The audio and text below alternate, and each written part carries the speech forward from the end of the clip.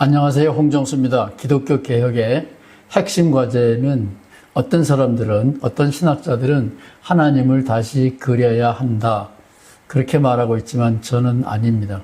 저는 예수를 다시 그리는 것이 기독교 개혁의 핵심 과제다라는 것이 저의 소신이고, 나에게 맞는 예수를 그린다, 그 말이 오해를 일으킬 수도 있기 때문에 나에게 맞는 예수라는 말이 무엇을 의미하느냐, 내 기분에 맞는 예수, 그런 게 아니고 나를 구원해 주는 예수, 신학적으로는 그분을 그리스도라고 말합니다. 예수는 구원자라는 말이고 그리스도는 메시아, 구세주라는 말이고 뜻은 사실상 같은 거라고 볼 수 있지만, 기독교 신학에서는 예수는 사람을 말하고 그 사람이 그리스도, 구원자 역할을 했을 때 우리는 그리스도다, 이렇게 표현합니다. 예수가 곧 그리스도다. 그렇지만 복음서가 도마복음서까지 포함하면 우리가 알기로는 5권이 있습니다. 그 5분의 예수가 나에게 구원을 준다면 모두 그리스도입니다. 그러나 어떤 사람들은 마태 예수는 좋은데 요한의 예수는 좀 그렇다, 그러면 마태의 예수는 그리스도지만 요한의 예수는 나에게는 그리스도가 아닐 수 있습니다.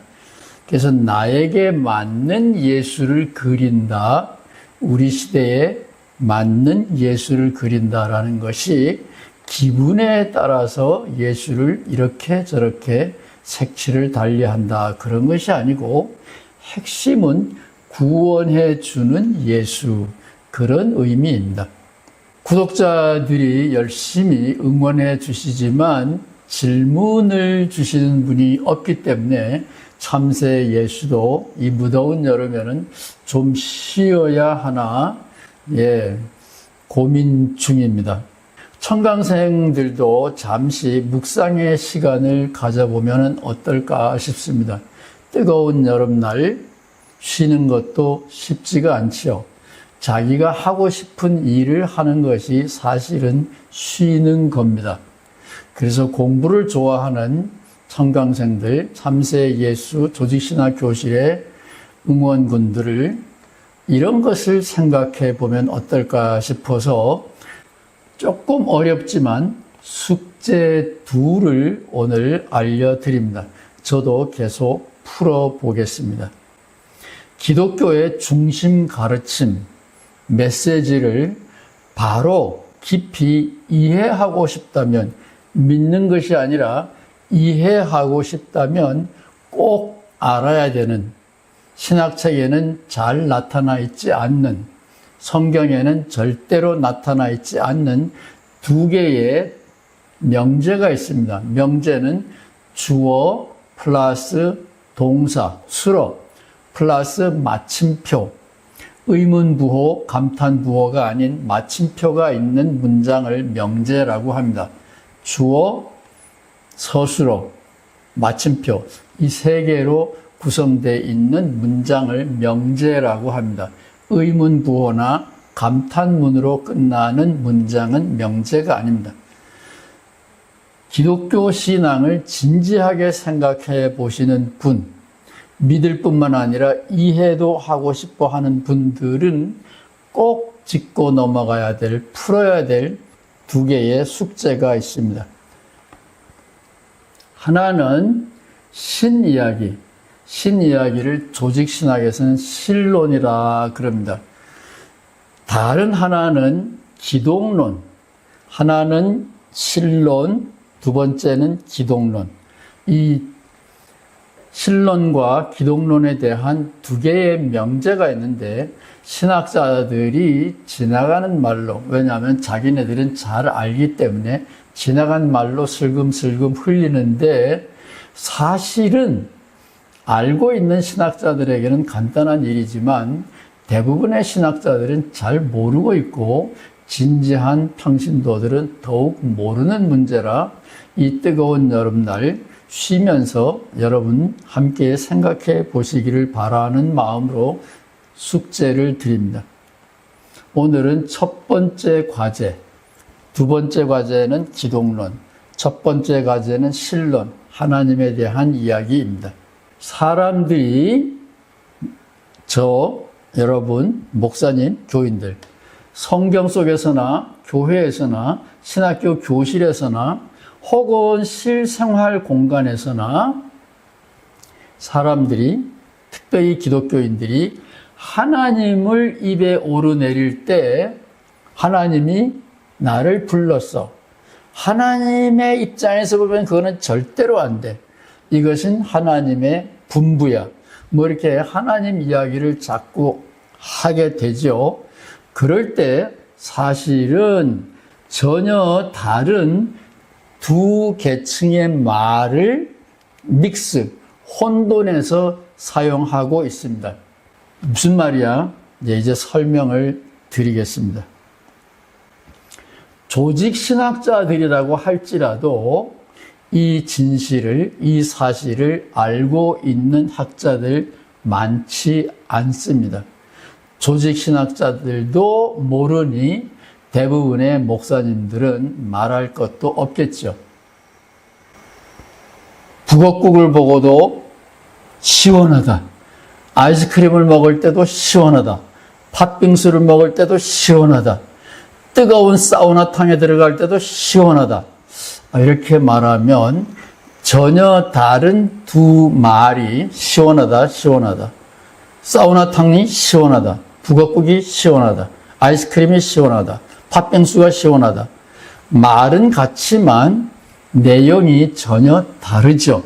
그런 것처럼 신학자들이 하나님, 목사님들이, 교인들이 하나님 할 때도 팥빙수에 시원하다, 사우나탕이 시원하다처럼 전혀 다른 두 가지를 혼용해서, 혼돈해서 사용합니다. 따라서 혼돈에 빠지지 않으려면 각별한 주의를 기울여야 한다. 이건 별로 어렵지 않죠. 신학교를 좀 다니신 분들은 이 앞에 있는 사진이 40살도 안 돼서 세상을 떠났나요? 1906년에 태어나서 1945년에 세상을 떠났으니까 히틀러가 실각하기 두서너 달 전에 히틀러의 손에 처형된 순교자 보네포 독일 목사님이십니다. 그분은 윤리학자입니다. 그분이 남은 숙제를 제가 지금 풀고 있는 거예요. 그분은 이런 말을 감옥에서 남겼습니다. 신 없이 신 앞에서.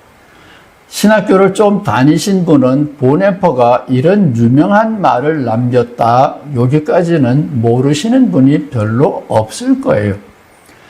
보네포가 말은 이렇게 했지만 보네포는 조직신학학자가 아니고 윤리학자이기 때문에 자기가 화두처럼 남긴 이 수수께끼의 말을 장황하게 세부적으로 풀이해 놓을 시간은 없이 세상을 떠나고 말았습니다.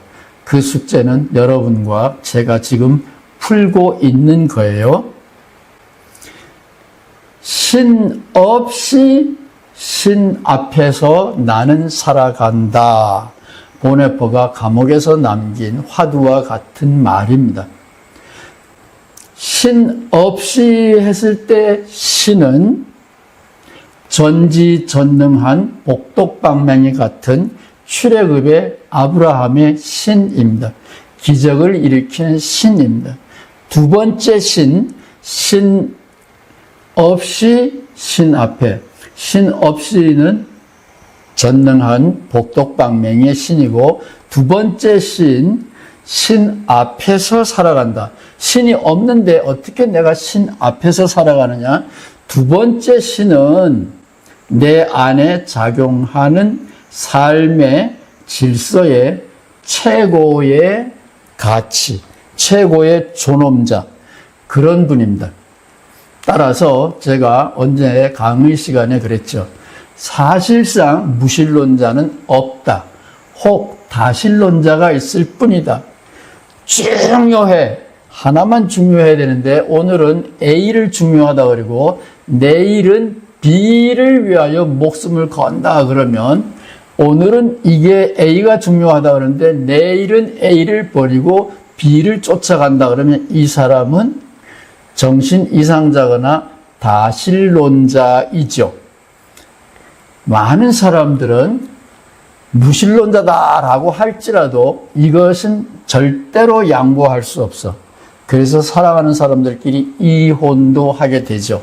교단이 분열되기도 하죠.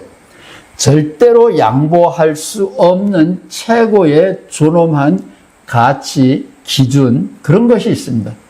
보네포가 신 없이 신 앞에서라고 말했을 때 두 번째 신은 내 삶 속에 있는 궁극적인 관심, 가치입니다.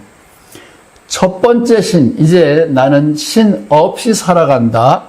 그 신은 저 바깥에 있는 객관적인, 독립적인 존재자입니다. 그리고 전지전능한 신입니다. 그런 신이 이 우주를 다스린다. 이렇게 옛사람들은 믿어왔죠. 이제 그런 신은 없습니다. 객체적인, 실체적인, 독립적인 존재로서의 신, 그런 신을 종종 많은 사람들은 신비라는 단어를 사용합니다. 신비의 존재. 근데 그 말은 사실은 거짓말입니다. 모르는데 어떻게 신비예요? 그냥 모른다 그러면 정직한 거죠. 그래서 신 없이 신 앞에서 같은 신이냐? 그렇다면 보네포는 치매 걸린 거죠. 앞뒤가 안 맞는 말을 한 거죠.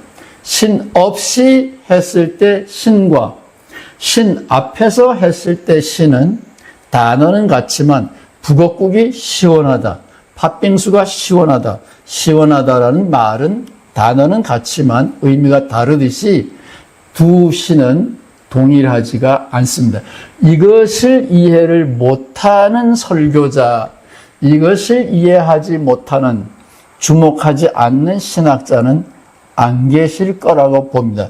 계셔도 상관없고 제 소관은 아닙니다.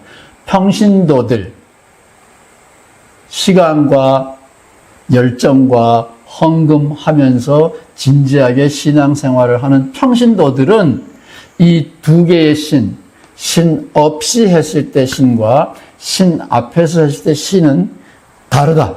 북엇국이 시원하다. 팥빙수가 시원하다.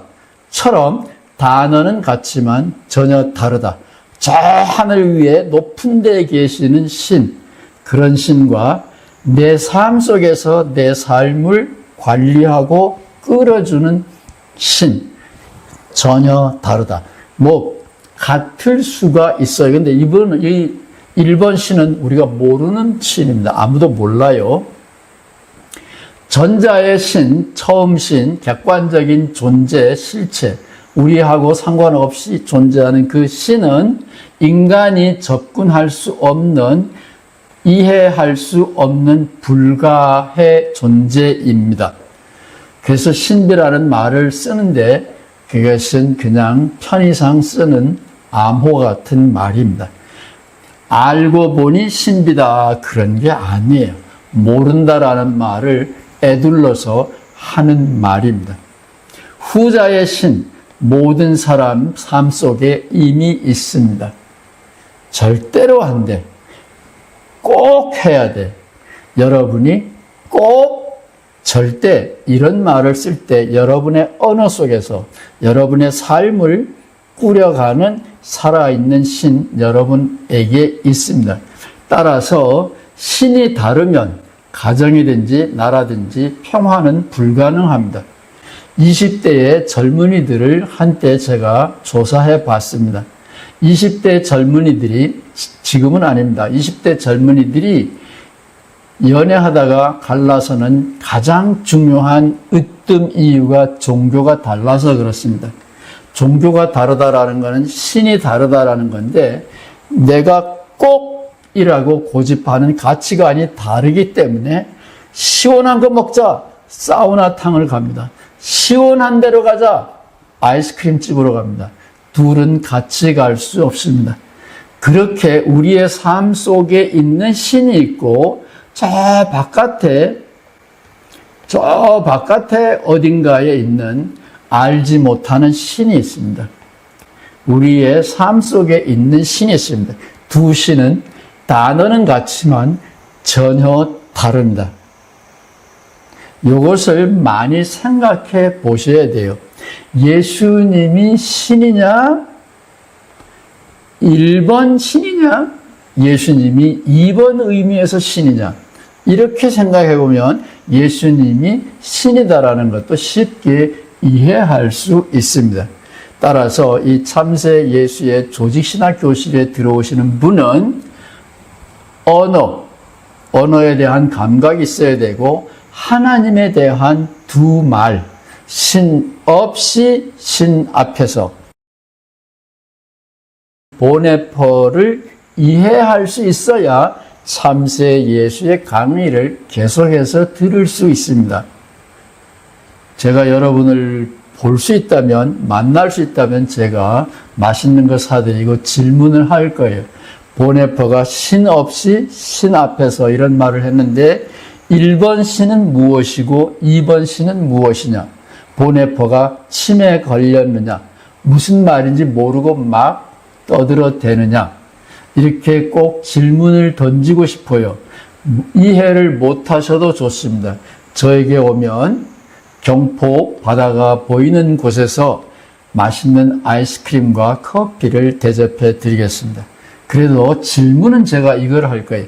보네퍼가 신 없이 신 앞에서 이런 말을 했는데 이것은 어디에서 했느냐? 그것은 보네퍼가 감옥에서 남긴 말입니다. 신학 공부하는데 도움을 주려고 제가 신 없이 신 앞에서 보네퍼 경구를 소개해 드렸는데 여러분의 이해를 돕기보다는 혼돈만 일으킨 것 같습니다.